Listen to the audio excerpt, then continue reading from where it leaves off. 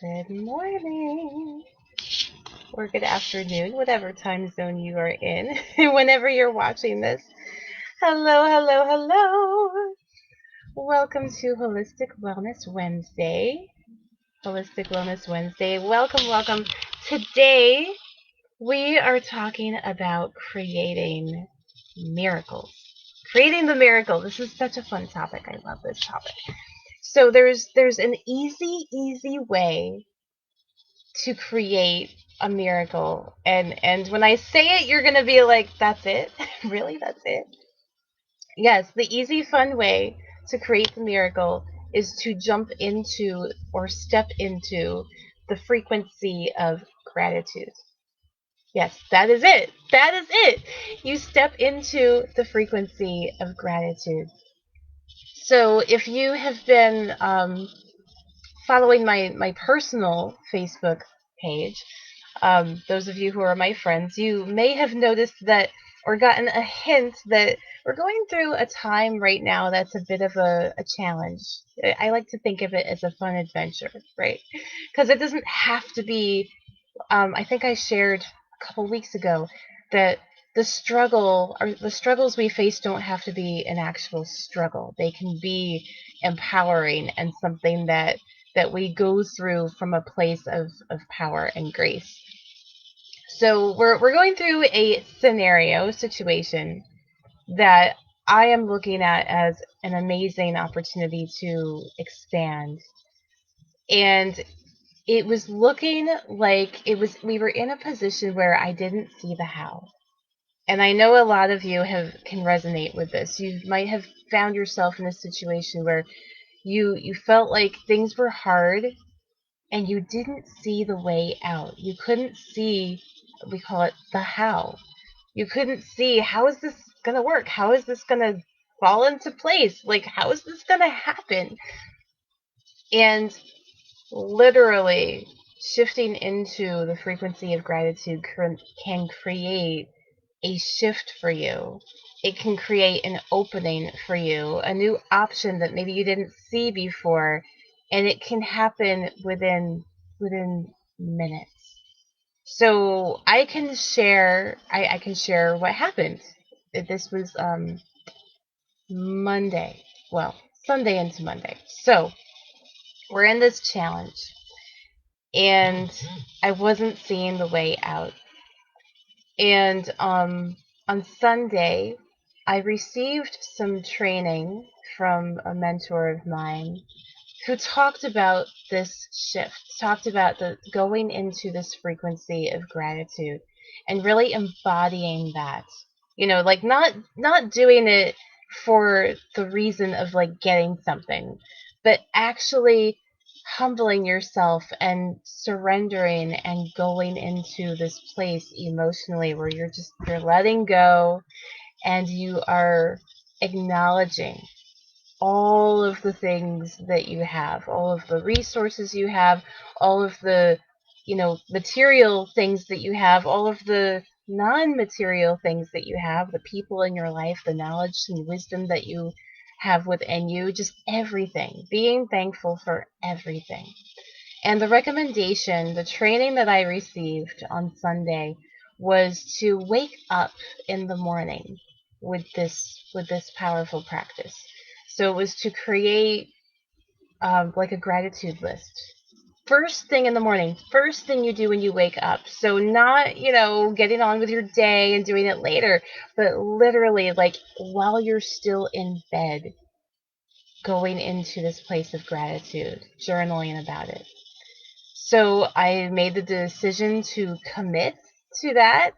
And the very first morning, next day was Monday. So Monday morning, I had little index cards and a pen that I had left next to my bedside. And I went in, I woke up, and before, looking at my phone or doing anything else, I wrote down, filled up the whole thing front and back with gratitude, things I was gratitude or grateful for, and also my intention. That was the other piece, gratitude and intention. So what I was anticipating and the intention, what do I want to create? So I wrote all that down and kind of went into it energetically, a little, internal meditation for myself. Literally within hours, we received a phone call that created a new opportunity for us. Within hours. And this was after like a whole week of, reaching out to different people and creating, we called these people that we got a phone call back from on Monday, but receiving no response. So this was after a whole week had gone by where we're pushing and kind of looking for options, but we hadn't released the outcome just yet. We were starting to, but we weren't quite there yet. And we hadn't acknowledged in gratitude everything that we still had. So we did this practice, and literally in hours, we got a phone call that created a new opening. So that's how quick it can happen. It can literally happen. It could have happened in minutes. For us, it took a couple hours. Like, it can happen instantaneously. It's like when you get into these energy shifts and frequency shifts, things change and happen instantaneously right away because linear time is not a factor when you're doing energy work. So it was just incredible. Um, I can share another example. This was actually one of the things I had been thinking about and remembering over the past week was another situation where I created a shift and I didn't see the how. I didn't know how it was going to happen. I really like looking back on this, I feel like it was like a movie. I mean, the timing was just like insane. So I was scheduled to get on a plane and go to Puerto Rico for a training. And I was right on time, right on track. I was driving in my car, all set up to arrive at the airport 2 hours prior to my flight and have plenty of time to make it through security and go to the bathroom and get ready to go and all of that. I have like a system in place, right? So it's all planned out. Well, suddenly, when I'm about halfway, maybe just under halfway there, the car breaks down. And I'm on the side of the road on a highway, like the car is not working. And because I was on a highway, I I could not get a cab because I'm thinking I have to be on this flight. I have like less than an hour at this point to get to the airport. I think it was just about an hour to get to the airport and get on my plane. And I have to figure out what I'm going to do with my car. Like, how is this going to happen? So first thing I did was first I set the intention. The intention was I'm going to the airport. I don't know how, but this is happening. I have to be on that plane. Second thing I did is I reached out to my team and did some quick energy work. And then the third thing I did was I took action and I started making phone calls. So I'm going through this process, not knowing how it's going to work, not knowing how I'm going to actually get physically to the airport. Because the tow truck guy, he comes and he's like, okay, well, I can tow your car to the shop. And I'm like, okay, well, that's great. And I need to get to the airport. And by the time he had gotten there, that he would have had time to take my car to the shop. And then, like, by the time we got to the shop, like, that's when I would have, like, the plane was about to take off. So there was not enough time for me to go to the shop and wait for a cab and get to the airport and all of, like, that just wasn't going to happen that way. Somehow, with prayers and divine timing, because all this stuff, when you have the intention, things work out. The guy agreed, even though it wasn't his job, and he kind of was like, I shouldn't be doing this. He agreed to drop me off at the airport first because the repair shop was like across the street. It just happened that there was a repair shop across the street from the airport. So he drops me off at the airport when I have like 15 minutes to get to the plane before it takes off. 15 minutes. And I still have the intention. I'm like, it does not look good. But in my mind, I was like, I'm getting on this plane. I'm getting on this plane. I don't know how, but it's all working out somehow. And so I started asking questions. I started asking the security guards, like, here's my situation. My car broke down. Like, what can I do? And of course, they're like, well, we can't, allow you to go through. You have to go through the line just like everybody else. But the one guy told me, he was like, well, you could ask the people in the line if they would be willing to let you cut in front of them. And if they do, that's their decision. So I said, okay. So I'm running through. I'm out of breath. I'm panting. I'm sweating. I'm disgusting, really. And just panting as I'm like carrying all of my things and running through the airport to find the right, gate and line and all of that. And I'm panting as I'm asking people, my car broke down and I'm late and my plane takes off in 10 minutes. Can I please cut up in front of you? And like, that's how I was doing it. I was just like letting it all out. I'm sure people thought I was crazy, right?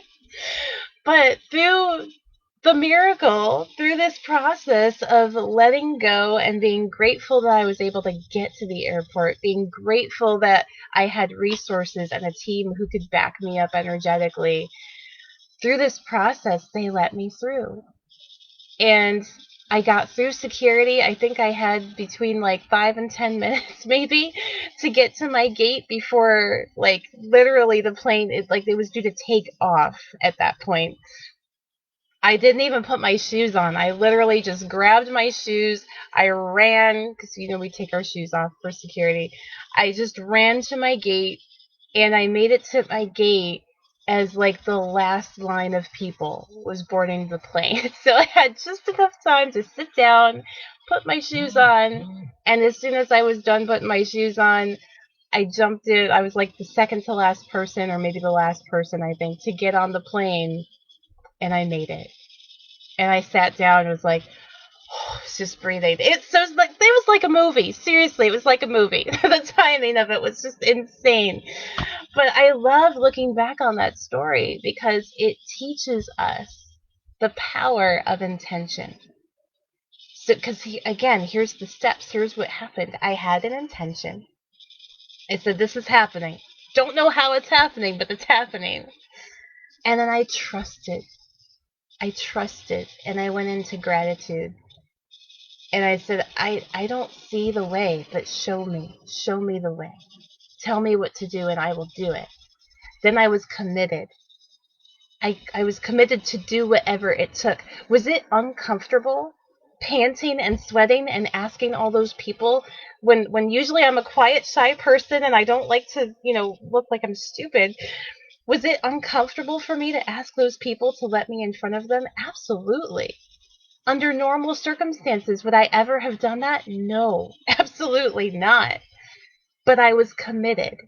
I was committed to do whatever it took to make it happen. So when he said, here's your option, I took it. And then I took action. And then I got on the plane. so so intention is actually the first step.